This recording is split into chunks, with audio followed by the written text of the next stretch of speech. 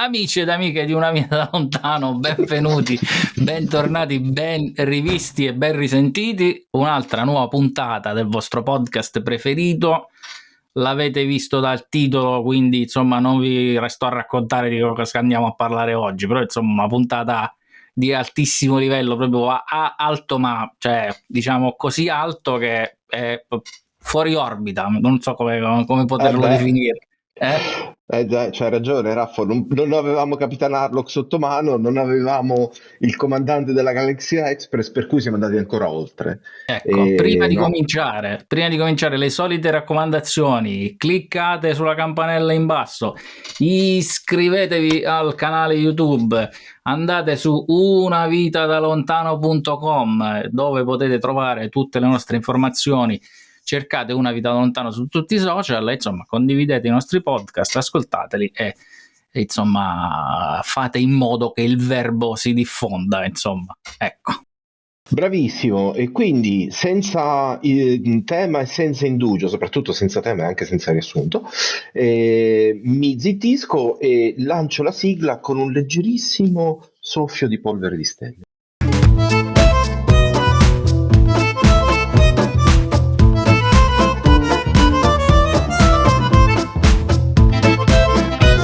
Ciao a tutti da Emiliano, ciao Piero, ciao Raffaele. Diamo subito il benvenuto velocissimevolmente perché il tempo è super prezioso, non lo voglio sprecare manco un secondo. Diamo il benvenuto al colonnello Luca Parmitano, un onore e un piacere averti qui con noi. Da ora in poi eviteremo tutti i tuoi titoli comandante, colonnello, e andremo direttamente col tuo, anche se magari può fare un po' di specie, almeno a noi, avere questa confidenza con ti possiamo definire un espatriato super speciale, poi spiego perché. Ma potete definirmi come volete, l'importante è che mi chiamate Luca e che ci diamo del tu e che ci divertiamo stasera a rispondere alle vostre domande. Perché ho detto un espatriato speciale? Perché sostanzialmente dal mio punto di vista sei uno dei pochissimi, visto che voi astronauti siete non la crème della crème, la super crème del pianeta, siete una categoria veramente ridottissima di persone che fanno un lavoro e hanno una funzione per le nostre società moderne molto speciale, però sostanzialmente sei andato in un appartamento spagnolo a fare una specie di Erasmus nel posto più lontano possibile che si possa avere su questo pianeta, ovvero la Stazione Spaziale Internazionale. È vero, ma in realtà sono un expat anche nella vita di tutti i giorni, perché in questo momento non vi faccio vedere l'appartamento dove sono perché è completamente vuoto. Ho appena finito di traslocare. Ho vissuto per 2 anni in Germania e sto per trasferirmi negli Stati Uniti per la 5ª volta negli ultimi 10 anni, quindi sono un espatriato in tanti sensi. Ecco, insomma, sei come dire, l'espatriato che è andato più lontano rispetto a tutti gli ospiti che abbiamo avuto fino adesso, solo se sia terrestre che extraterrestre. Quindi in America dove? Stai tornando dove? A Cape Canaveral o a... No, torno a Houston, al Johnson Space Center, torno lì dove le mie figlie vivono da ormai 10 anni. Io ho fatto avanti e indietro svariate volte attraverso questo stagno che è l'Oceano Atlantico, e adesso mi ricongiungo a loro dopo circa 2 anni e mezzo qui in Germania. Torno lì per prendere posizione presso il Johnson Space Center. A proposito di Stati Uniti, io ho letto le tue schede, diciamo, su Wikipedia per controllare cosa c'era scritto e cosa no, e ho letto che in 4º superiore sei andato a studiare, a farlo negli Stati Uniti con uno scambio, quindi hai cominciato non solo da piccolo a sognare di diventare un astronauta come tanti, ma ci hai lavorato e a un certo punto hai iniziato questo percorso di scambi, di andare all'estero, di fare cose, vedere gente. Sì, è un po', non dico una maledizione, ma è un po' una caratteristica di quelli che fanno un lavoro come il mio. Partiamo spesso chi non ha fatto come me un'esperienza all'estero da studente, da giovanissimo studente alle scuole superiori, comunque per fare una carriera militare come la mia ti muovi, vai via di casa molto presto, perché comunque avevo 16 anni quando sono partito per la prima volta, ma poi una volta rientrato sono entrato in Accademia Aeronautica a 19 anni, quindi è praticamente da ben oltre la metà della mia vita che sono fuori casa, in un modo o nell'altro. Vabbè, ma d'altronde possiamo comunque definire Houston la nuova Catania, immagino, vero? O Catania la vecchia Houston. Assolutamente. Senti Luca, sì, no, Piero, vai. No, io la seconda domanda stupida, perché io sono quello che fa le domande che non si possono ascoltare, ed è: che sensazione si ha ad avere un omonimo direttamente nel firmamento? Perché c'è un asteroide che si chiama l'asteroide. Certo. Ma guarda, è stato veramente una bella sorpresa, un grandissimo onore. Devo ammettere che non ci penso spessissimo, perché la mia astrofilia si limita alle conversazioni con amici. Ho degli amici astronomi, ho chiaramente dei colleghi che si occupano di astrofotografia, però io non sono né un esperto né un appassionato vero di astrofilia. Però ecco, quando mi hanno dedicato questo asteroide, l'idea che ci sia qualcosa che porta il mio nome, che è lì da tantissimi anni e continuerà a volare nello spazio, in un certo senso a fare quello che è una delle parti più interessanti del mio lavoro, quando ci penso mi porta un sorriso sulle labbra. Non è una domanda stupida. Grazie, è il primo ospite che me lo dice, grazie. No, invece la domanda stupida adesso la faccio io, nel senso, siccome abbiamo detto che siamo coetanei più o meno, no? Mm-hmm. E siamo tutti comunque cresciuti con un certo tipo di televisione, un certo tipo di film. Il fatto che tu sia andato poi a fare il pilota è dovuto a un famoso film degli anni 90 che poi è stato fatto, insomma, il secondo episodio è uscito qualche settimana fa, che poi ti ha visto anche a un certo punto diventare parte di quel film in un modo o nell'altro, o no? Allora, è un film che chiaramente ho visto, che come tutti quelli della mia generazione ci ha ispirati, ci ha fatto ridere, ci ha fatto commuovere. Sicuramente devo dire che la mia visione di me stesso come pilota militare nasce anche da quell'immaginario collettivo che è una deriva di quel film. Un po' l'ufficiale gentiluomo, sono anch'io un motociclista, sono anch'io appassionato del volo in tutte le sue forme, perché poi scopriamo che il protagonista di quel famoso film che non nominiamo poi in realtà si dimostra un appassionato del volo davvero in tutte le sue forme. Anche lui diventa test pilot, anche lui vola su macchine che non sono sempre ad altissime prestazioni. Lo vediamo che ripara un aereo bellissimo ma a pistoni, a elica, quindi ecco, io amo il volo in tutte le sue forme, e in questo senso sì, anch'io mi sono lasciato ispirare da quel film che credo ha catalizzato un'intera generazione di piloti. Quindi il tuo percorso è prima pilota, poi conseguentemente astronauta, oppure diciamo un progetto, un pensiero c'era da prima e quindi si fa quel tipo di percorso? Sai, non è un non è un era così o era cosà. In realtà io mi sono innamorato del volo, in particolare del volo caccia, del volo militare, da adolescente. Proprio durante quella mia esperienza negli Stati Uniti è stato lì che ho avuto per la prima volta la scintilla di dire: quando rientro voglio entrare in accademia e diventare un pilota militare. Chiaramente il sogno astronautico era già presente, perché io lo dicevo ai miei colleghi che mi prendevano giustamente in giro per questo mio sogno lontanissimo, però devo dire questo, che io ho inseguito ogni passo con la stessa passione, diventare un pilota caccia per me era un obiettivo che volevo assolutamente raggiungere.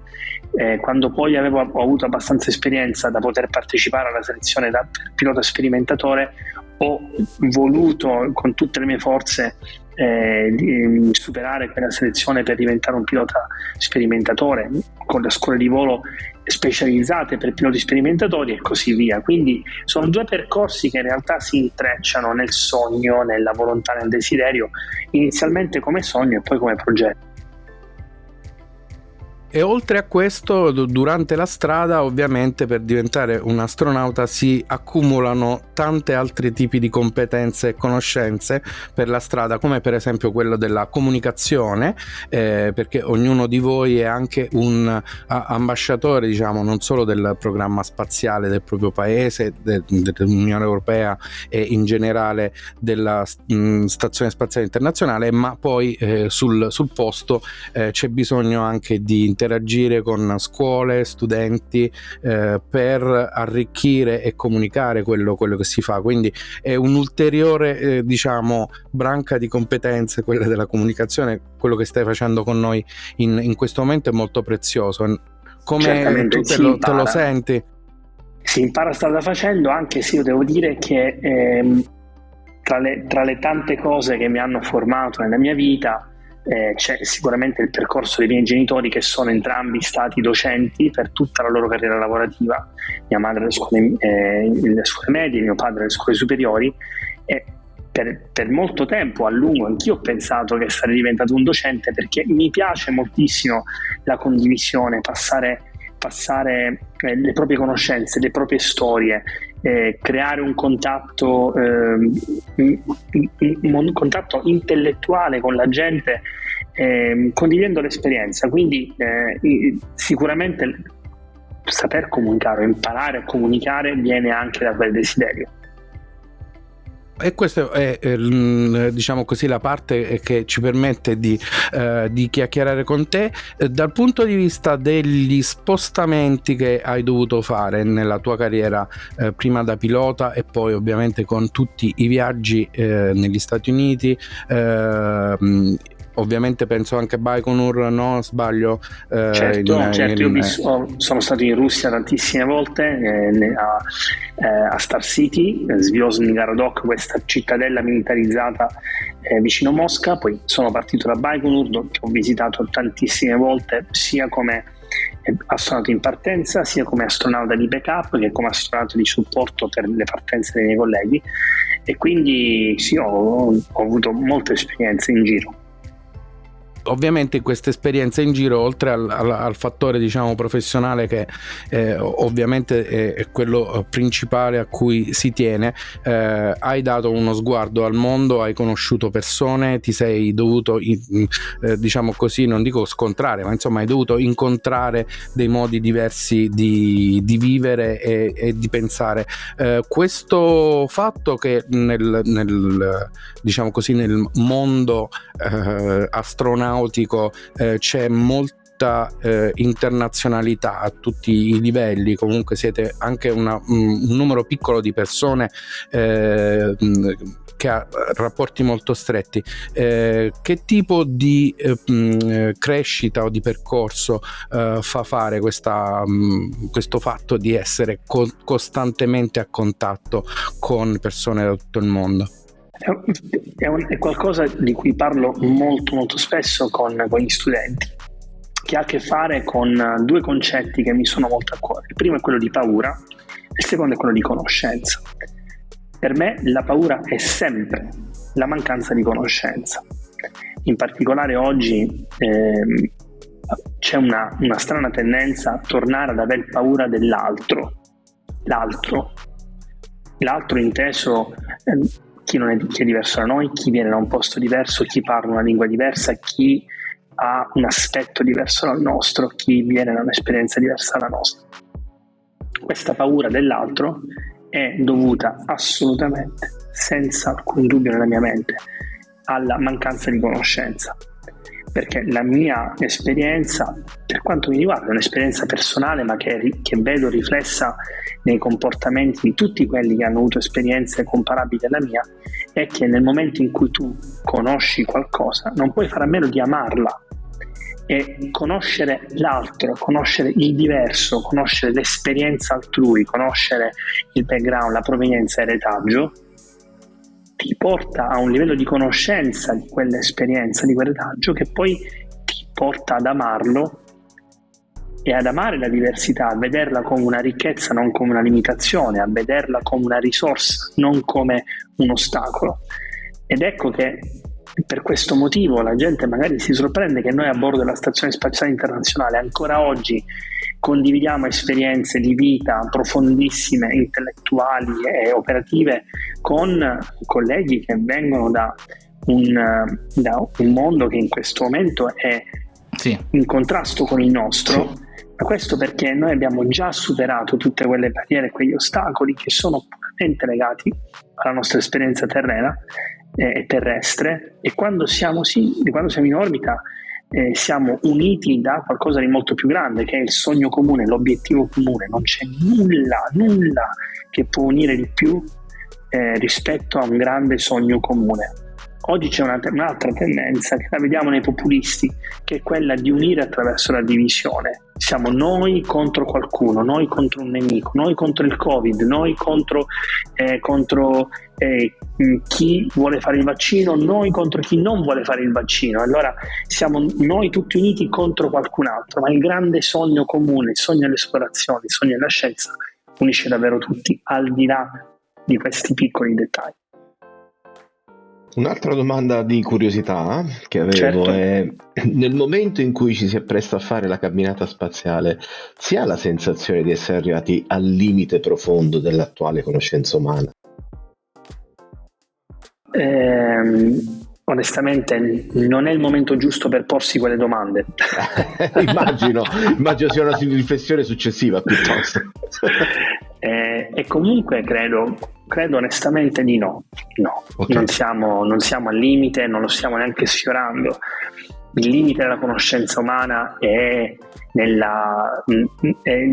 in chi fa non dico la fisica sperimentale, ma forse la fisica teorica, chi si spinge con il pensiero, con la mente verso orizzonti che per me sono talmente lontani che non sono in grado di comprenderli.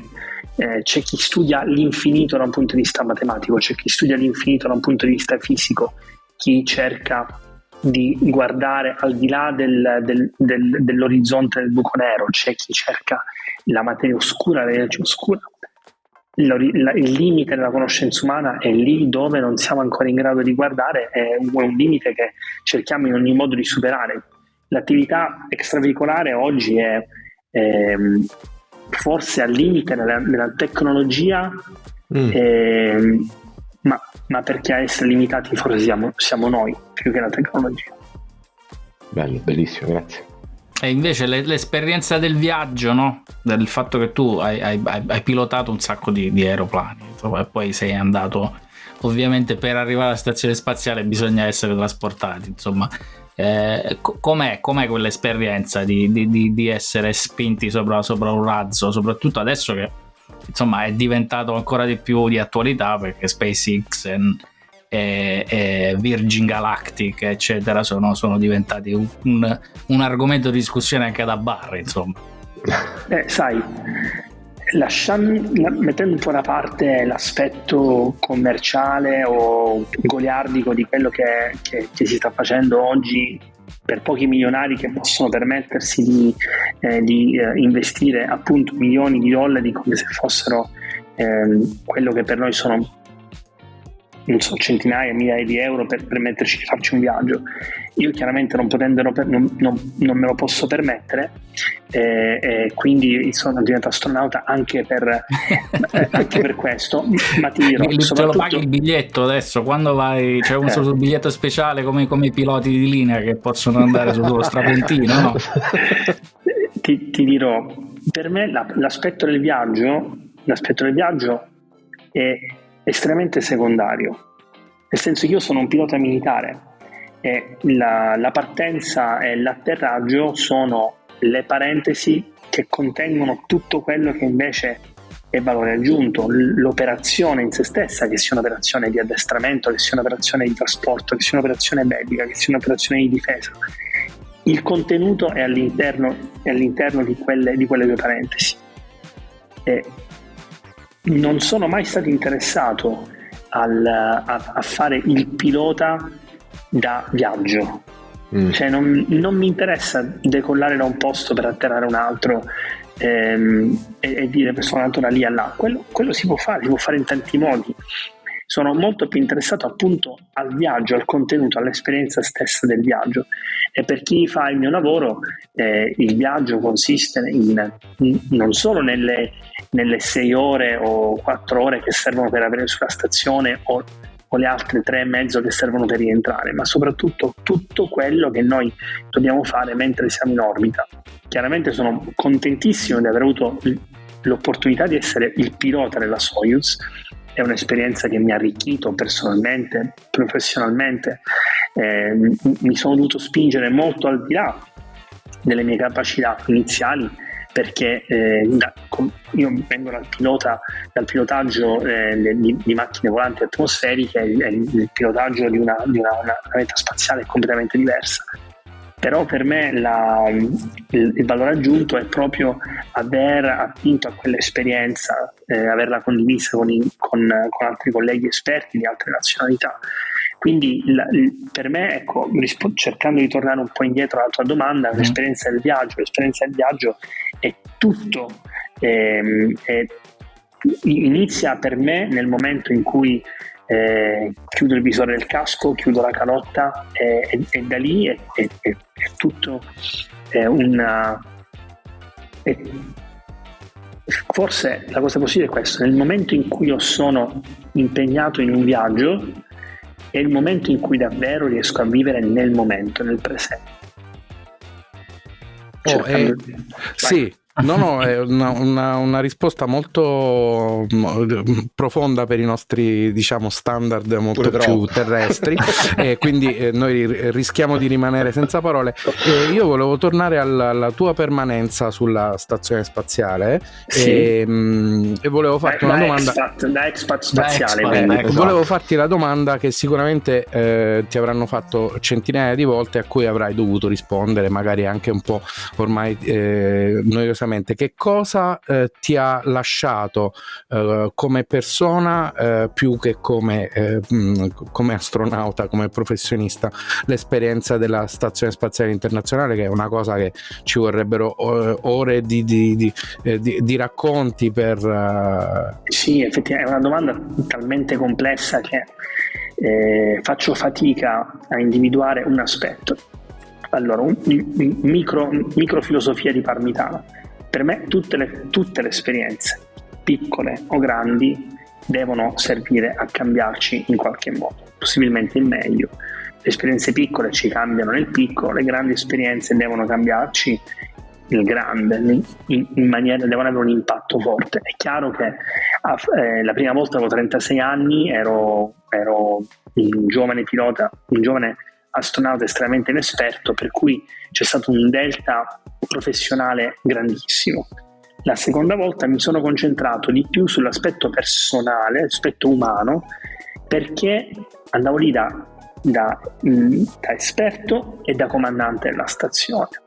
E allora, se volessi raccogliere la tua provocazione e dire cosa ho imparato, cosa ho appreso, cosa mi è rimasto di quell'esperienza, forse, se volessi cercare di circoscrivere in poche parole, è l'esperienza umana di comandante, di comandare un gruppo di persone estremamente di talento, estremamente addestrate, in cui il comandante è un primus inter pares, perché tutti sono esattamente equivalenti nelle capacità e nelle qualifiche, e dove il ruolo diventa quello del facilitatore, imparare a permettere agli altri di esprimersi al massimo delle loro potenzialità, a volte mettendosi nell'ombra, a volte non deve essere il comandante quello che è il desiderio di uno di noi, di essere il protagonista dell'esperienza, il protagonista al centro del palcoscenico sotto l'occhio di bue, ma il tuo ruolo di comandante diventa quello di colui che permette agli altri di volta in volta di essere al centro dell'esperienza, al centro della scena, di protagonisti, e quando tutti brillano, ognuno nel loro ruolo, quando tutto lo spettacolo con tutti gli attori è andato benissimo, allora tu avrai svolto il tuo compito da comandante. Questo è qualcosa che cerco di poi mettere in pratica anche a terra tutte le volte che posso. Non sempre ci riesco, non sempre ci sono riuscito, sono un mortale e molto fallace anch'io. Ed è una delle caratteristiche, adesso proprio per prendere la Provarga, che chi fa il manager nel corpo, nelle aziende come noi, insomma, deve insomma prendere come esempio, perché molto spesso ti ritrovi ad avere dei manager che sono molto più protagonisti, invece è molto meglio essere, insomma, come ci hai appena descritto, no Piero? Un facilitatore, esattamente. Andiamo a vedere se la mia cultura musicale si applica un po' alle conoscenze di un compatriota tanto elevato dal punto di vista umano e professionale. Un astronauta, un po' più uno starman, come avrebbe detto David Bowie, o un figlio delle stelle come Alan Sorrenti? Oh, mamma mia, io sono nato negli anni 70, non li ho vissuti, quindi allora, o forse un Rocketman. Assolutamente. Io ho pensato a questi due, ma i riferimenti sono mi piace moltissimo la tua provocazione, ma voglio rispondere in maniera seria, se posso. La musica è un linguaggio universale come la matematica. Sì. Ed è il bello dei linguaggi universali è che attraversano le barriere linguistiche, le barriere culturali, le barriere temporali, perché io ho 2 figlie di adolescenti e posso tranquillamente parlare con loro di Starman o di Rocketman, probabilmente non di Figli delle Stelle, e loro sanno esattamente di cosa sto parlando. Allora ti dirò, perché scegliere una canzone e mettere, ancora una volta, io non sono un grande appassionato del OO, preferisco il E. Un astronauta può essere un figlio delle stelle, può essere uno Starman, può essere un Rocketman, soprattutto oggi che cerchiamo la più grande diversità, perché appunto è una risorsa. Quindi dal pop alla musica degli anni 70, alla musica classica, passando per il jazz, il funk, il rock, e tutto quello che c'è in mezzo, raccogliamo tutto e lo mettiamo dentro il nostro riproduttore.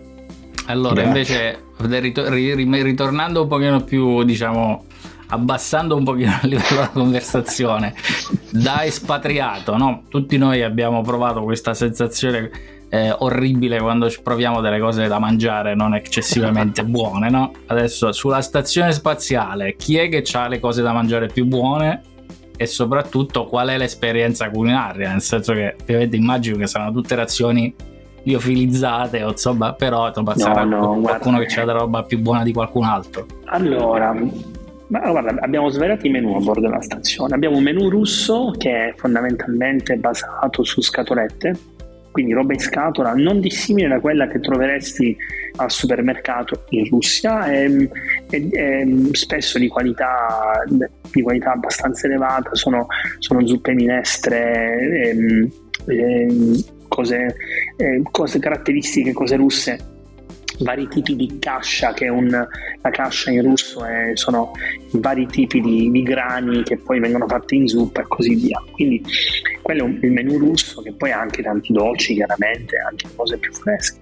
Poi c'è il menù americano, che invece è più tipico, forse più riconoscibile, e non sono tutti liofilizzati. In realtà abbiamo sì robe liofilizzate, però tantissima tantissimo cibo stabilizzato termicamente, quindi già cotto, che poi deve essere solo scaldato, oppure anche lì cibo in scatola come il nostro cibo europeo. Abbiamo fatto creare dei menù italiani, francesi, anche adesso in lavorazione un menù danese. Abbiamo mangiato cibo giapponese. Un collega, ero in orbita da comandante quando abbiamo avuto ospite il primo collega degli Emirati Arabi Uniti, quindi anche cibo arabo. Per cui, sai, anche lì io sono un expat, ma da talmente tanti anni che non guardo neanche più alla denominazione, da dove viene il cibo. Non mi interessa come è fatto. Se è fatto bene, se è fatto con ingredienti naturali, se è fatto con, credo, anche con un certo amore per l'ingrediente, per la cura, per chi riceve quel cibo. Io sono un pessimo cuoco, però cerco di fare il mio meglio per le mie figlie. Ecco, se chi mi prepara quel cibo ci mette la stessa cura, pur essendo un pessimo cuoco, io mi accontento. Credo di, certamente non è come mangiare al ristorante, non è come non è come la pasta al forno della mamma o le lasagne della nonna, però lo sappiamo prima e direi che comunque la qualità è davvero elevata. Poi il panorama è migliore. E c'è un panorama straordinario, ma non quando ceniamo, perché stiamo lontani dalle finestre per non imbrattarle. Perché ovviamente il cibo vola un po' da tutte le parti, mettiamolo così. Allora potremmo continuare con questa, diciamo così, fase cibo / pop, parlando di caffè o quant'altro, ma in realtà io vorrei fare una domanda su questa falsariga. Credo l'ultima per due motivi. Sì. Uno perché la mia mezz'ora sta scadendo, due perché mi sta scadendo il computer. Se ci riusciamo è velocissima. Che cosa ti sei portato dell'Italia, della Sicilia, delle tue origini in tutti questi anni di spostamenti internazionali fino ad arrivare alla stazione spaziale? E tu vorresti a una domanda così vorresti una risposta breve? Un minuto. La risposta breve è un piccolo oggetto, una risposta un po' meno breve è qualcosa di un po' più... Allora, ti confesso un'altra cosa, io non colleziono nulla, niente, assolutamente, non sono un collezionatore, non sono, cerco di non legarmi in nessun modo a un oggetto, neanche a qualcosa di scaramantico, perché gli oggetti sono destinati a restare indietro da qualche parte, a essere perduti, a rovinarsi, a perdersi, quindi colleziono soltanto ricordi. Allora, sto cercando di pensare se ho qualcosa che in tutti questi anni abbia viaggiato con me, che sia tipicamente siciliano, e onestamente se c'è è qualcosa di talmente piccolo, quasi banale o comune, che non so nemmeno di averlo. Ma se invece parliamo di tutto il resto che ti ho appena descritto, è una banalità, ma tanto nessuno sta qui a giudicarci. Dico sempre che tu puoi togliere un siciliano dalla Sicilia, ma non la Sicilia dal siciliano. E io so quanta Sicilia c'è in me, perché tutte le volte che vado in un posto diverso percepisco immediatamente la differenza. Il colore della luce, del cielo, l'odore del cibo, della brezza, anche nei posti di mare, della salsedine. Ne percepisco immediatamente la differenza, l'assenza, e quindi quel pezzo di Sicilia di cui tu mi chiedi è già dentro di me, me lo porto sempre appresso. Fantastico. Luca, l'ultima domanda prima di andare via: il prossimo lancio lo fai con SpaceX o vai di nuovo in Russia? Credo nell'uno, nell'altro. Ok, va bene. Ok, sì, Piero. No, avevo scelto giusto al volo una citazione per salutare Luca prima di concederti l'ultimo secondo, che era una citazione velocissima. Ovunque tu vada, vacci con tutto il tuo cuore, diceva Confucio. E se lo diceva Confucio. su questa citazione noi ti ringraziamo assolutamente di essere stato con noi, di averci raccontato un po' di te, di aver condiviso un po' della tua esperienza e della tua storia. E poca cosa, invitiamo ovviamente i nostri ascoltatori a leggere i tuoi libri, cercarti ovunque, eccetera eccetera. Poi mettiamo tutto in descrizione. Intanto ti ringraziamo tutti insieme nuovamente per essere stato con noi, grazie mille, è stato veramente un piacere. Piacere mio, grazie delle domande molto interessanti, molto diverse dal solito. Una buona serata a tutti gli ascoltatori e a voi. Grazie mille Luca. Grazie. Beh, proprio un bell'ospite, eh? Devo dire che insomma di ospiti ne abbiamo avuti tanti, questo è il numero 87, 88, ecco, 86, Allora, questa è la nostra puntata 87 e questo era il nostro ospite numero 82. Poi però come l'anno io dei mondiali. Ecco, non mi ficcherei in questa cosa dei numeri, perché qui appunto il palmarès delle cose dei record del nostro ospite di oggi insomma è interessantissimo. Più di un anno nello spazio, no? Quindi poi medaglia d'argento al valore aeronautico militare, perché è riuscito a salvare la missione dopo questo per dire che avevamo studiato parte su Beniamino. Cavaliere vero, non cavaliere insomma dello zodiaco, cavaliere nero, che poi capisco male, inizia a ridere. Ecco, cavaliere di Gran Croce dell'Ordine al Merito della Repubblica Italiana. E poi è un Top Gun. Noi abbiamo detto il film famoso al quale abbiamo raccontato durante la puntata, ma insomma ci riferivamo a Top Gun perché lui è un Top Gun. Davvero? Sì. Allora, se siete arrivati fino a qui e non avete chiuso alla fine dell'intervista vera e propria, questo è il momento giusto. Allora, Raffaele vi metterà tutti quanti i linkettini per andare a vedere le cose, eccetera eccetera. Non fate i cialtroni come noi, che abbiamo così spiluccato informazioni pronte qua e là, perché del nostro ospite di oggi, del colonnello Luca Parmitano, ce n'è su internet di ogni.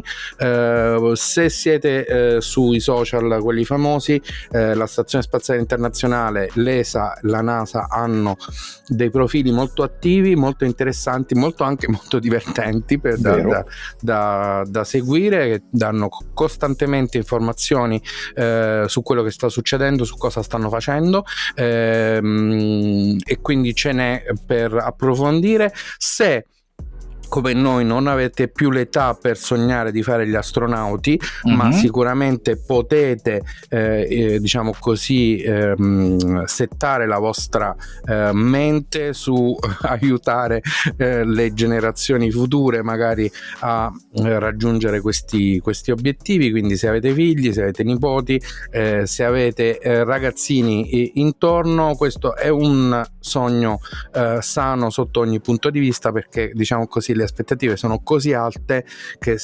anche se non si raggiunge, comunque da qualche parte si va sicuramente, non è sbagliato. Detto questo, Raffaele vi dice che c'era un sacco di domande che volevo fare all'ospite, ma che insomma purtroppo non abbiamo potuto fare, però ringraziamo Simone Marocchi, che è un pezzo dell'ufficio stampa dell'ESA, insomma, perché poi sono molte persone, ci ha aiutato ad organizzare questa intervista. Raffaele, ti faccio io una domanda: ma ti saresti mai aspettato di fare il podcast con un pedagogo di questa dimensione? No, però dopo una chiusura del genere io sono praticamente senza parole, lascio direttamente il pippone a te, direi. Volevo dire l'introduzione social. Il pippone appunto, il pedagogo, quindi abbiamo cercato, lui portava in alto la conversazione e noi continuavamo a subito, chiaro, perché poi pure basso. però potete dire va bene. Però così. siamo stati capaci di non rovinargli i momenti alti, Ecco. questo è raro da parte nostra. La Ecco, fatica. adesso se state guardando il video su YouTube, non lo state ascoltando, Emiliano avrà messo tutta una serie di immagini poetiche a accompagnamento delle frasi di Luca, quindi ringraziamo Emiliano. Ma anche no, cioè sono ore di lavoro in più, cioè se me le dai queste immagini pure le abbiamo messe, se non me le hai date non ci sono, quindi Ecco, Basta oppure polemiche. se invece avete visto delle foto di noi tre vestiti da astronauti e che il budget è quello e quindi abbiamo dovuto fare di necessità virtù. Scusa? No, cioè spero che tu non abbia veramente una foto di noi tre vestiti da astronauti, perché sarebbe veramente una cosa no, però grande. quel sono mai pacco che è vestito arrivato da da Wish serve per quello. Io ho paura adesso, peraltro mi sono mai vestito da astronauta in vita mia, per cui Io manco, però io so, forse è a Top Massimo Gun, se non non avesse nemmeno. Capitan Harlock non ho mai avuto il physique du role. Comunque, allora, stiamo ciurlando nel manico come Sì. ci capita sempre quando siamo a briglia sciolta e non abbiamo nessuno che in regia dietro il vetro ci dice che cavolo state a fare, per cui sostanzialmente noi la puntata l'abbiamo fatta, abbiamo raggiunto il nostro apice finora, e penso che sia difficile da battere. Aspettiamo i prossimi 7-8 anni per vedere se ci sarà un italiano che andrà sulla Luna, che quello diventerà l'expat più lontano Esatto. che avremo, aspettando poi Marte. Però non credo che riusciremo a tirare in lungo questo programma così tanto da Chi lo sa. raccontare i primi espatriati su Marte. Per fare, come dire, la catena degli opposti, no? Sempre per Mhm. unire piuttosto che dividere. Ce l'abbiamo un expat che sta nella fossa delle Marianne o vicino al centro della Terra? No, però voglio dire, basta Possiamo cercare. cercarlo, siccome ci sono italiani in tutti i paesi del mondo, e come ti giri, se vai in un Ciringhito, in una spiaggia sperduta, in una isoletta del Pacifico, sicuramente sarà uno di Campli che ha aperto lì un'attività, Campli, come è per chi successo. non lo sapesse, è un paese nella provincia di Teramo. Racconteremo poi in una puntata speciale la Scala Santa e la porchetta di Campli. Sì, soprattutto, vabbè, lasciamo stare. Comunque, Ecco. come ti giri, sicuramente ci sono italiani ovunque. Seguite i nostri indirizzi, le nostre indicazioni per tutte le chat. Quindi È stato possiamo un piacere salutare. come sempre. Iscrivetevi ai nostri canali e seguiteci sui nostri social. Ci vediamo la prossima volta. Ciao. Ciao. Bella, sì.